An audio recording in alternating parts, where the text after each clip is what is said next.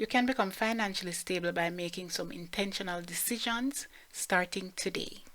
As promised in my previous video, I'll be sharing some tips on how you can save money and how you can go about starting this journey to enable you to enjoy the life of freedom that you envisioned for you, your loved ones, and for your future. Hey extraordinary people, welcome back to my channel, or welcome to my channel if you're new here. If you're new here, stay true here. As promised, I'll be sharing some money saving tips with you today.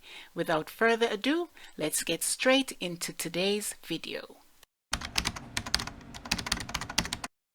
sure we can all agree that living paycheck to paycheck is not attractive. We can only truly start saving when we begin cultivating healthy money habits. Simple things like allowing our needs to supersede our wants. The things that we need now versus the things that we want in the future. So going forward, I'm going to be sharing how you can begin this process. It might not be what you envision, but we have to start somewhere. One foot in front of the other, guys. Let's get started in the right direction. Let's go. What are the items you have laying around your house? Clothing, shoes, handbags, jewelry, houseware, furniture. I'm not saying sell everything and be left without necessary items. However, you and I know that at times we purchase items that we really did not need, and all it is doing is causing clutter. So sell them.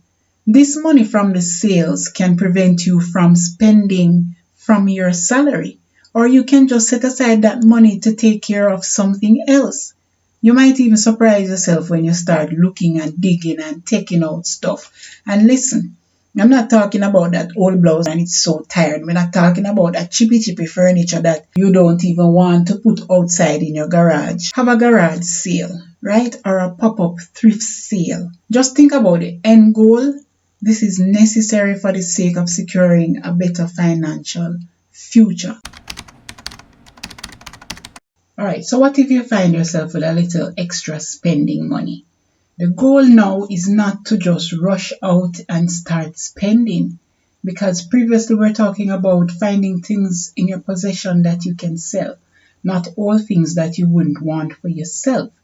Now, if you have bills hanging over your head, the best thing to do is to try to use those monies to take down those debts you have. For example, if you have a loan, right, a student loan, what you sell might be able to pay and balance you up. Or you have a credit card debt. Use that money to cover it instead of going out on a shopping spree.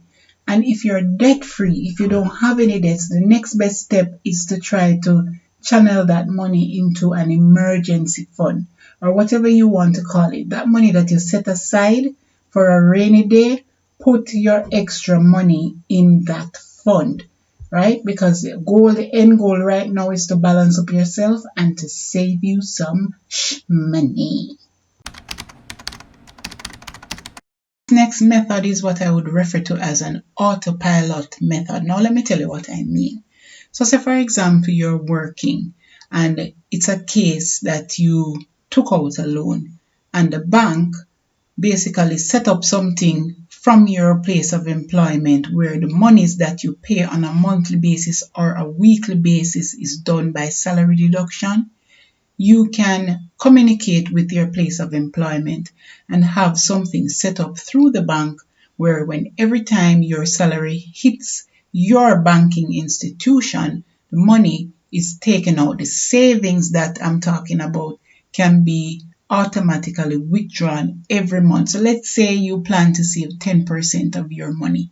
All you have to do is set up something within your bank to transfer money from, example, your checking account to your savings account every single solitary month.